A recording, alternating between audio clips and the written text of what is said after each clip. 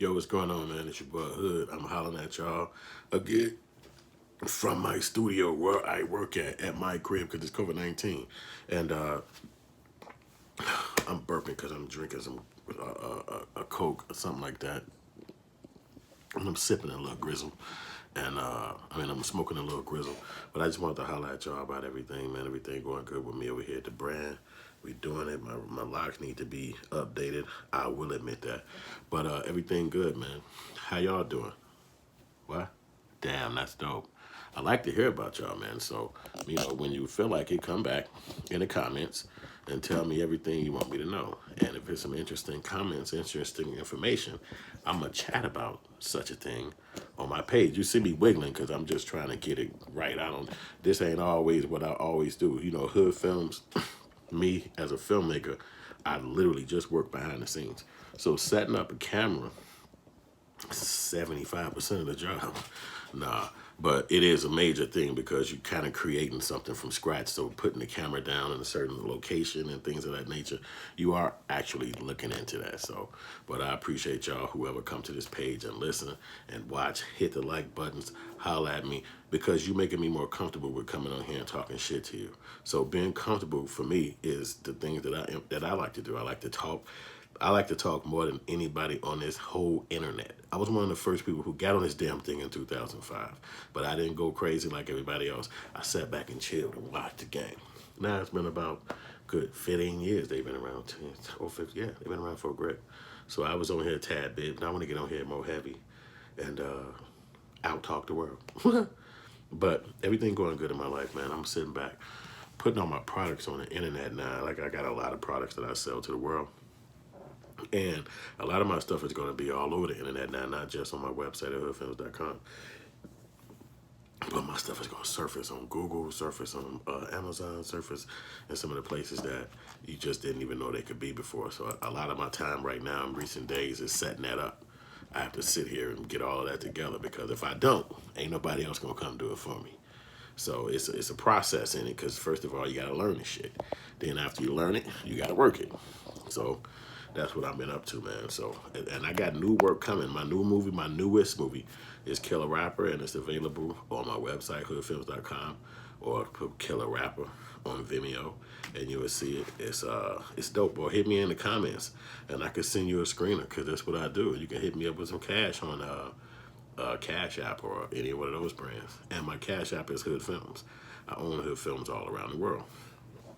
This is one of my logos. It's an older logo, but I still rock the shirt. So I'm basically promoting some of my products that I made. And I might talk about some shit that's going on around the internet because I like to talk about subject matters that's going on around the internet. You know what I'm saying? Sometimes I might be in front of my green screen doing it or something like that with the background changed out. I got a green screen sitting right here, man. My whole operation, everything around me is filmmaking. And my love for what I do as a filmmaker. I run about 2 or 3 businesses, maybe more, obviously more, really more, but those are the ones that you need to know about. Yo, I just saw that Boosie had apologized. Boosie didn't apologize, but Boosie had thanked Bill Cosby because Bill Cosby thanked Boosie for, I guess Boosie checked on him. Bill Cosby said he was in a hospital or something most recently. And he had fell, and so Boosie had sent his condolences to him. And so Bill Cosby got to the hospital. He saw it, I guess, on his Instagram. And he made a statement or something on his Twitter or whatever. And but Boosie just got his whole account suspended from his Instagram account suspended from Facebook, Instagram. They actually deactivated his whole joint, so he can't be online right there on Instagram. He mad to me. He want to sue Zuckerberg. But that's really crazy how they talk about how black people are so creative and we made so many things, but white people be the ones who actually benefit from all the things. Anything that's done, they be the ones that's up there benefiting from all this shit. So if you ask around, well, who is the most CEO person, or who is the most person that do this? You know what I'm saying? The first person you're thinking is, oh, it's white people. Oh, it's Bill Gates. Oh, it's Zuckerberg. Like, if black people invented all this stuff back in the day, why is there no black platform that blacks can go to or any other person can go to and just talk shit, kick it? Why is it all only owned by whites? And I just say that that's just the proof, or not even the proof, because there's other proofs, but it's just so much more of a stamp on the fact that you are not free in America. I don't give a shit what you say. But that's not, I ain't gonna digress into that, but yeah, man, just wanted to holler at y'all real quick, man, and talk some shit real quick, and get back. I'm gonna be putting more content up here. I got several more pages that I manage on YouTube, and I love it. It's something I really wish you know how life is. Sometimes you be saying, I wish I would have been doing it more, but I literally was one of the first motherfuckers on YouTube. My mindset at that time was, oh, you don't want to ruin your reputation by having some bad stuff on YouTube. Years ago, that's what the rumor was. Now I know younger kids is listening to me now like, man, fuck what you thinking about somebody thinking your reputation. I obviously think like that now. But at that point, I believed it. Like, yeah, you're right. You're right. And ultimately, that's just some white goofy shit, too. Because what if a white person want to fuck with me? The hunkies don't fuck with you, nigga. Period. And that don't mean that's a bad thing. That's just good. That means you ain't got to go and be under scrutiny. You don't have to be under jurisprudence. You don't have to fucking answer to nobody. You ain't got to stand in nobody's building for 8 hours. It's a lot of benefits for that. You know what I'm saying? So don't look at that as a bad thing. Like, oh, shit. They don't own 90% of my fucking businesses or my product. Damn, I'm a loser. No, I own 100%. And if they can own some 90% of my shit, as soon as I own 90% of some of their shit, it will be we even motherfucking exchange. And quite honestly, it should be. Because the black motherfuckers who sold their shit to black people, to white people before now, all got fucked. You even got Kanye West crying about it right now, Dave Chappelle, even white girl, what's her name? It's a white girl. Swift. So Taylor Swift. She tripping because motherfuckers on her back about, not wanting to sell her back her property, which is her music. So, are they wrong? That's for you to decide. What can she do? She decided that she's gonna go out there and just remake all her music herself with her voice again, and she'll diminish the price of that other product because she'll resell her product that she already made. She is a white person, so she can get away with that. You know what happened to Prince and Michael Jackson. See, if you're younger than 30, what you don't know is that they were bigger than 50 Cent. They were bigger than Beyonce wrapped together. It was no artist bigger than that guy. When that dude was out here, it was bigger than anything, and you just wasn't around to understand that. He was bigger than Elvis. Michael Jackson was the biggest of them all. And then we obviously knew he was rich because he was so famous. And then as he took his fame and blew up with his fame, he took his fame and he kind of did some kind of foul shit. He, turned his color of his face around. He started buying all kind of weirdo shit that white people sell. And, which is the elephant man's bones, which is really like, just weird shit. But that's his money. He did what the fuck he want to do. And he did what the fuck he want to do. He took his money and he invested in shit, and his investments made him own a company called ATV Publishing, which was his publishing company. And when I was a young guy, I used to see the music videos. They used to come right up there. When you saw Michael Jackson music, he was a slash. So it was a partnership versus most black people had deals with those people. So that meant the people owned majority of the black people's music or properties. And the black guys missed out today that they don't have the money from the streaming. And when technology changed, they got to go still ask the white man who they sold their shit to back in the 80s, back in the early 90s. Hey, can I lift the money that I'm paying? You going to give me? He like, hell no. Would you give somebody back some of your 90%? I don't give a shit what the hell happened. What reason would you want to give somebody back the 90%? And the black guys are screaming, yo, I bought that I signed the contract when I was young. And it's like, damn. The fuck you want them to do? You was thirsty. They knew how to trick you, and you fell for the okie doke, and that's what they call it in Chicago. And I was a kid wishing a fuck that I could go and be a rapper and sell a contract like that and do what them niggas did. So I'm not trying to be like they dumb, they stupid. It's just that I would have did the same fucking thing because I wanted money and I wanted to be out the hood. Who would have known the trick? And then Dave Chappelle spoke about that on his comedy show, and he was like, everybody in the room was here to trick you, and you didn't know. And he talked about the 3-card Monte, whereas You go and do the 3-card Monte where the guy started playing with the little three top bottle tops, and he has a little rock underneath one, and he switch them around and try to get you to choose. But the people around him are with him, and you don't know this, and that's the trick. So when I was 14 years old, my buddies was rappers. They was like, we're gonna be rappers. This like 1987. They said they gonna be rappers. We was like, yo, they was like, man, we finna go down here and meet our manager. She stay on the west side of Chicago. We on the bus. So I'm 14. I don't have money. You can't go ask your parents for money when you're 14 in 1987. So I had like $2 or some $3. I had $4. Maybe I had $6 altogether. I mean, I had $5, I guess. So I had $4 left. So make a long story short, I have $4. So I see the 3-card Monte in my mind thinking, if I could make some money, then I'd be able to go out here and kick it. I'm already a hustler in the streets because I sold shit on the streets. And I used to ask people at Jewel's, which is the local store in Chicago, excuse me, miss, can I help you to your car? With their bags and shit. And when you did that, they gave you money, dollars change and shit like that. So that's what I did growing up. And so as I went to help the lady, well, I would help people to their car, but make a long story short, I was about to go and help the lady. I was helping ladies to their car to get money.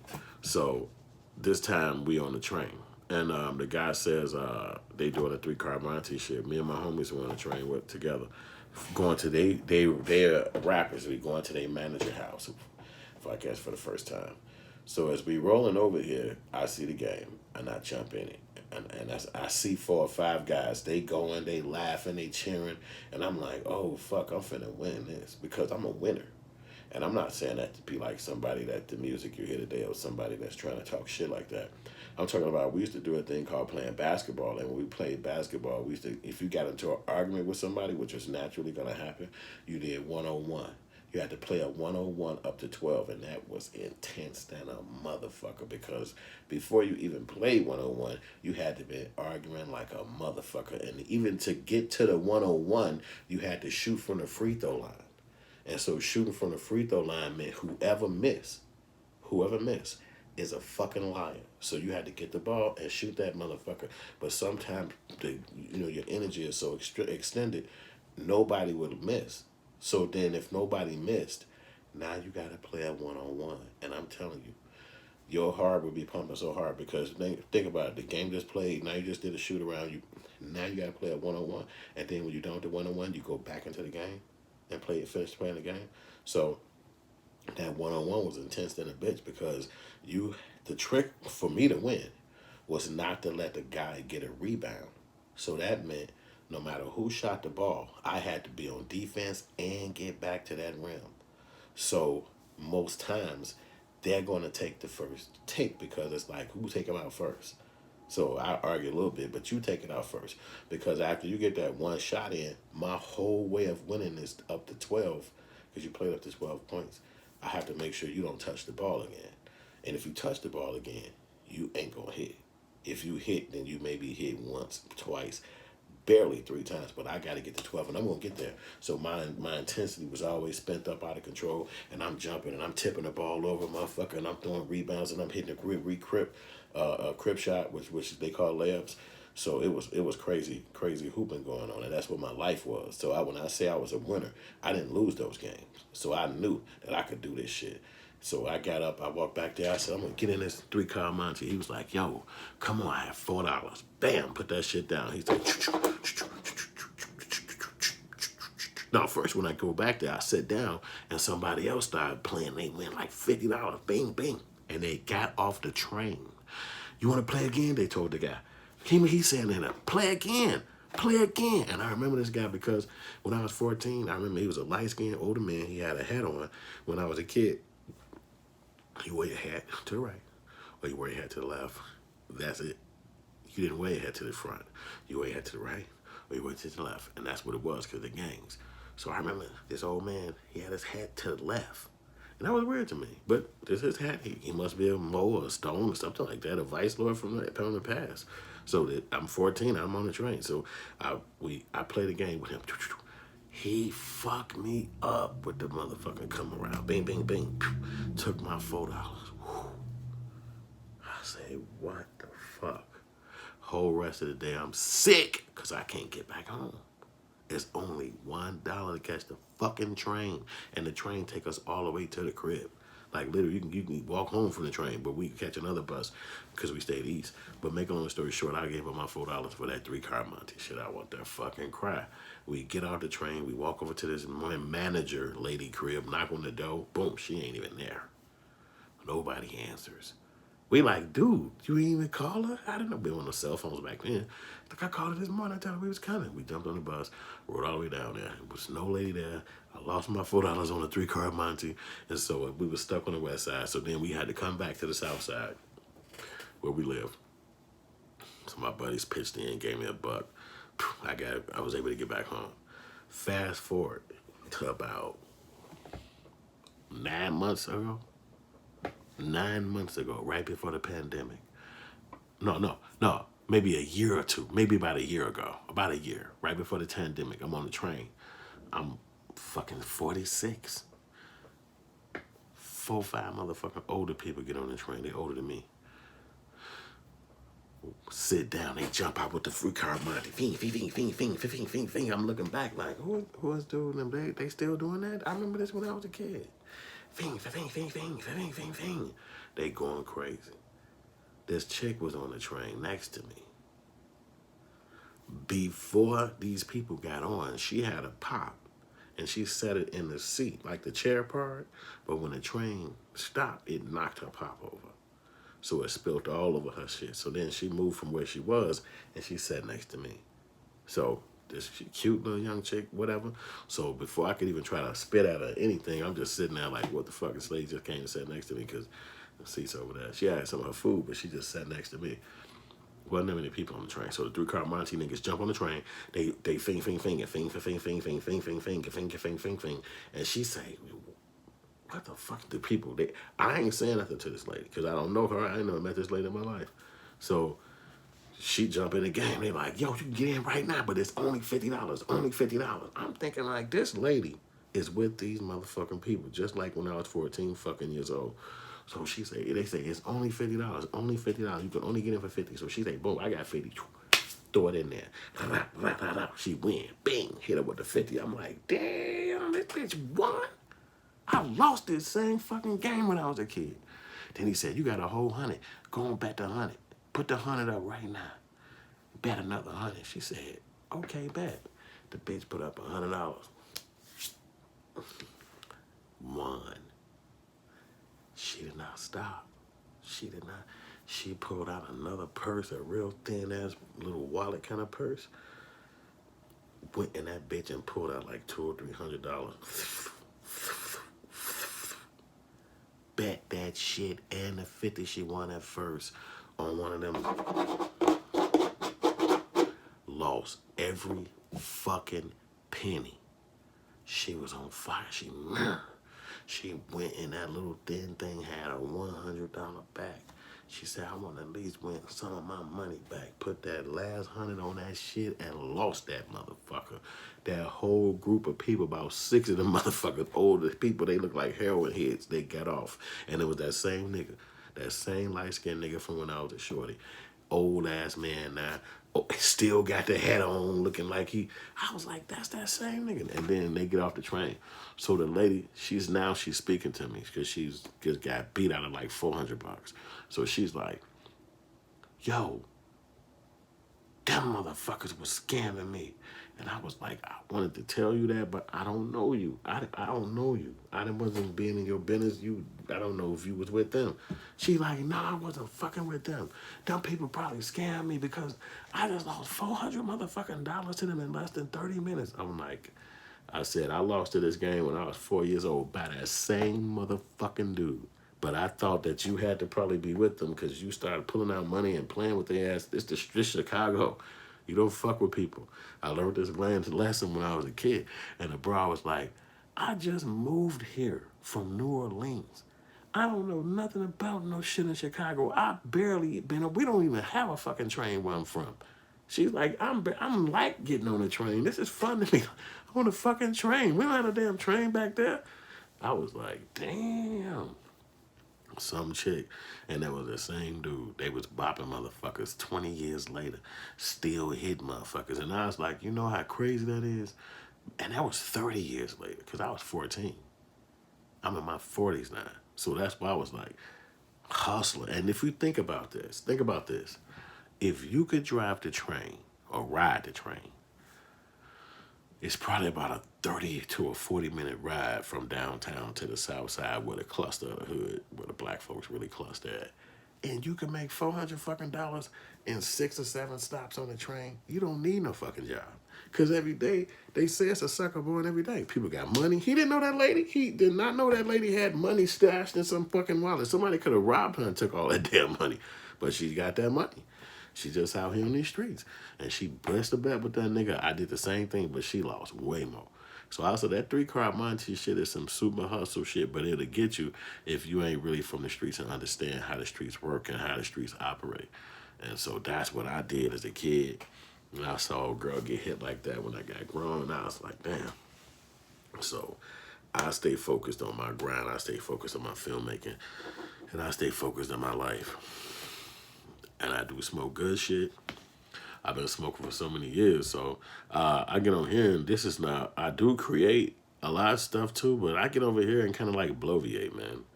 It's for me to kind of talk to the world and shit. I mean, because, you know, I got other pages where you can see my movies. Like, my movies is really dwelling at hoodfilms.com. And I'm going to put some more movies up here on the website because I got movies. One of my movies is turning 20 years old. Like, I did my movie Hood Life when I was 27, and I'm 47 now. So when August come around, well, shit, but I'll be 48. So, I mean, I was 28 when I made that movie. So I was 20, I thought I was 27 all these years. So I was 28 because 2001. Okay, so I was 28. My birthday is in June, so this movie is gonna be 20 years old. So I'm really proud of myself for creating it back then, for putting all the effort into making it, for not letting nothing stop me, for not letting nobody stop me. And a lot of times when you're making a movie, you feel pain. Even during the process, like I remember this guy who I met, one of my girl cousins, she connected me with some dude. He made rap. He was rapping. So I heard this song and I was like, this shit cold. He from Jeffrey Manor, which I grew up, a family up in that area. So I'm rocking with dude. I'm like, this my nigga. We come to my crib smoking weed, chilling. We posted up being niggas. So one time, my lady come to the crib while we over there posted up and smoking. My lady back then, she had a little heavy set chick and shit. A little big girl. These niggas start giggling and laughing like they laughing at my bro. And I'm like, but instantly they like, we up, we out of here. My lady came to the crib, so I ain't even confronted. I was like, all right, they shook it. So they shook it. So by the week, now the nigga was supposed to give me his tape, because at the time it wasn't CDs. He's supposed to give me his tape so I could add it to my movie, which was Hood Life, the film, which I created. And I called a nigga, like, because by the time I go back to the editing thing, it's like, yo, where the music at? Can't find him. No answer, no answer, no answer, no answer, no answer. So I called a homie from the hood. I'm like, hey, Joe, don't you got that motherfucking music that you and your broski made? Rest in peace to Vache. And he said, yeah. I said, let me get some of that shit. We'll put it on my movie. He said, bad. I grabbed this nigga CD. Well, via his cassette. I take it back up to the school where I'm editing at. And I chopped that bitch up because I've been editing for years. I started off on cutting with a razor to the actual film, and then you tape down the part that you keep, and you razor cut out the part that you don't want. And a lot of the editing programs are similar to those processes. But make a long story short, I put the homie from the hood music on there, and it worked out. It just so happened that the songs were perfect for the particular scenes that we chose to put him at. So the movie's a masterpiece. It's called Hood Life, and I want y'all to see it. It's literally free on YouTube. If you put Yusef Hood, let me see real quick if it's still free up here. Yusef Hood. Put my name in this. Will my movie come up? No, okay, so Hood Life don't come up. Damn, Hood Life do come up. Wow. It's on Hood Films TV. It's on Hood Films TV. Wow. I'm finna share this to the Facebook, man. This movie turning 20 years old, and I created this myself. And I'm grateful to God for helping me and allowing me to do that. So if you want to see it, you go to Hood Films TV and go watch it's on YouTube. Hood Films TV, that's the channel. You see that? I used to watch this movie so much because why I watched it so much is that I wanted it to be perfect. This was before all this knowledge I got in the books. I got a library of filmmaking books and shit, and I master degree and all that. This was strictly about the story. So I had my homies who was filming with me help me with the story. And we shot in Inglewood. Inglewood was always grimy, but the homie had his own store around Inglewood. Yo, I'm just happy. But he rest in peace to J-Dog because he passed away, and a few other people passed away. But I don't really put this movie out that much. But my movie is actually on fucking YouTube. I never really thought about that. This movie turned 20 years old. Man, I can't believe it. I was in my 20s. Is this my car they was in? Yep. We use my whips. Look at my white. The background was all lit back there. I ain't gonna play with y'all like this. That's the movie right there, man. You can see it right there. This is my movie, Hood Life. That house don't exist no more. That's where I shot it at in the crack. It was a crack house. And I used that. That's the homie screeching around the neighborhood in his car while we filming. I'm like, what in the hell wrong with this nigga? There's some of the dudes from Inglewood music right here. I'm going to paper. Niggas go to Minnesota or they go to Iowa. You still in the hood. Wow, why should I go? Y'all ain't ready for no real filmmaking, man. You don't have to watch it right here. You can go to Hood Films TV and watch this straight out right now.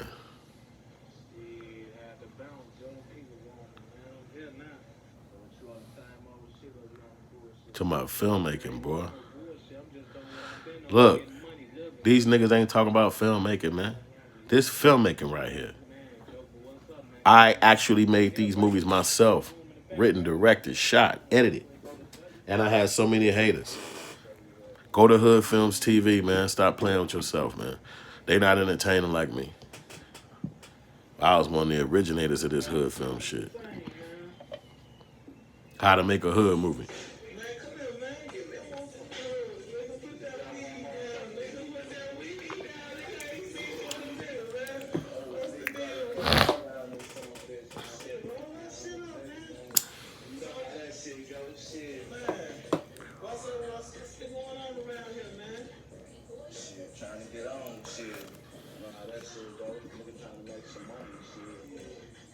What's up, though? Shit, I'm here to stay, man. What's up, kid, man? You know somebody who can holler at? Yeah, I got a guy. Shit, I got a little money, you know what I'm saying? We get down, do how I do, well, back where I'm from, you know? Do a little something. What's up? What's been out the door with the family, man? What's been going on, man? I ain't talking to nobody, heard from nobody, man. Everything's going dead. What happened to I'm just gonna scoot through it a little bit so y'all can see another scene because y'all watching it straight from the beginning. Look, that's my old car right there I had in 2001. Bought it for the film work. My buddy, this kid right here, his name was Bud. He fresh out of jail that day in real life. While we was filming right there on this location, he walk up like, what the hell, y'all making a movie? Hood, put me in the movie. And I was like, all right, here go your scene. And the movie went out forever, everywhere. And everybody saw him in this movie like, what the hell Bud doing in this movie? Yeah. He said he was fresh out of jail. And then he's told us that right there. That's the outfit from the jail up here where they let you out.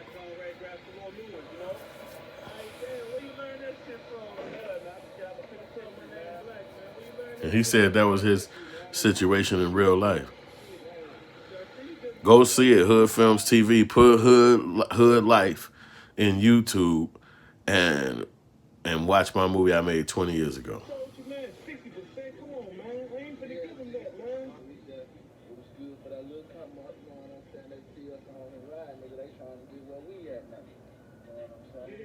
Man, I'm making too much motherfucking money to let a motherfucker take something he didn't get in.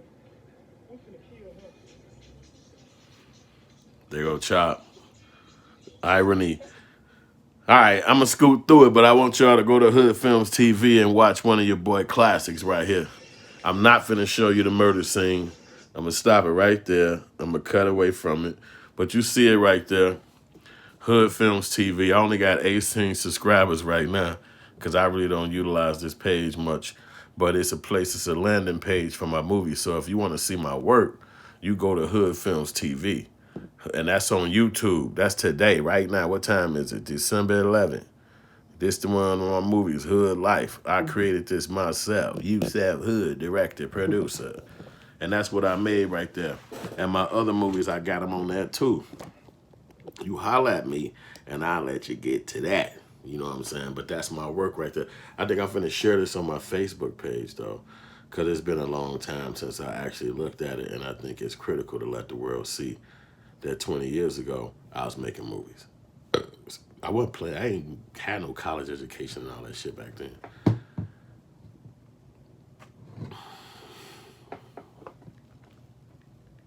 No degrees, no cameras.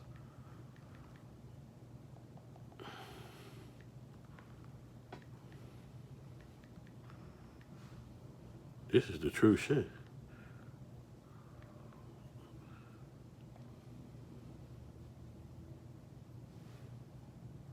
No cameras. What else? No degrees, no cameras, no what? No cares. Yeah, I don't know if no cares works, but just hustle.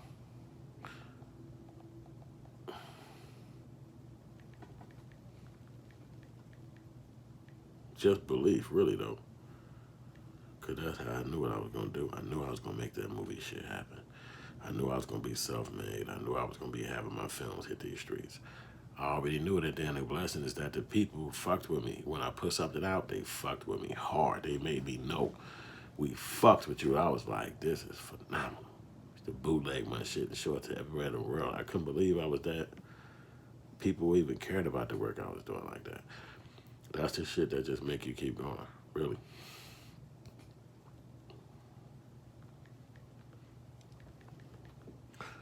20th anniversary in 2021.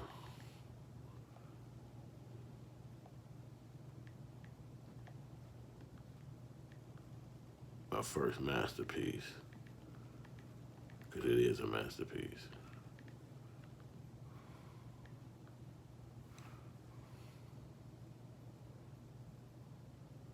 All right, that's it. Hood Life. I'm gonna make another Hood Life, but it's gonna be like an updated version. I've been always wanting to do something newer from my Hood Life brand, but I just couldn't figure out what. But after 20 years, I'm just gonna probably come together and put something else out related to the movie that got something to do with the movie. And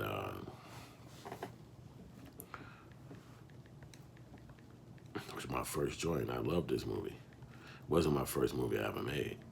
It was the first movie I had made in my hood, where I didn't, I had teamed up with some people before to make a movie, and I did that before. I did that after that, when you team up with people, that's what filmmaking is. It's a team effort. It's not one person.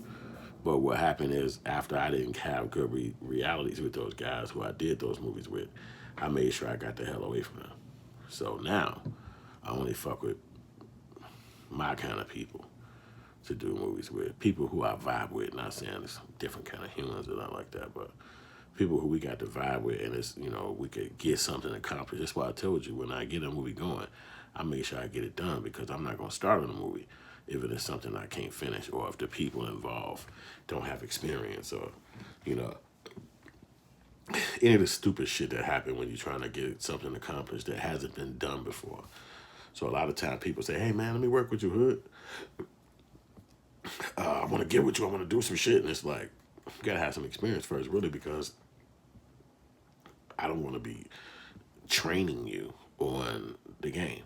You have to have done something to allow yourself to be a knowledgeable person in the industry, or is constantly me having to train you on how to do it, and that's gonna run me fucking crazy. So even in this, I did it before, and that's why I'm telling you it's hard to do. So it's like you don't want to have to be training motherfuckers as you matriculating through this game, because that's gonna run you crazy trying to get something done, and every 5 minutes it's like, no, this how you run a boom, no, this how you hold this clapper like this, or no. So you might want to tell them where to put it, like hold it this direction or hold it over there, but you don't want to tell them how to do it. And it'll be like, oh my god, you get to the crib, you be beat, you be toe up. So that's being said, I ain't gonna hold y'all no longer than that, man. Thank y'all for hollering at me. Thank y'all for coming to my page. You might hear this, you might not. I'm grateful if you did. If you got here this long, you're a hustler. If you got here this long, if you're listening to me now, you the realest. If you're listening to me now, hit me with some of your shit so I can go listen to you. And because I get all the comments that come directly to me. And I make all the responses myself. I don't pay nobody to do it. I don't let nobody do it. It come directly to me. So thank y'all for listening, and I'll holler at y'all in a minute.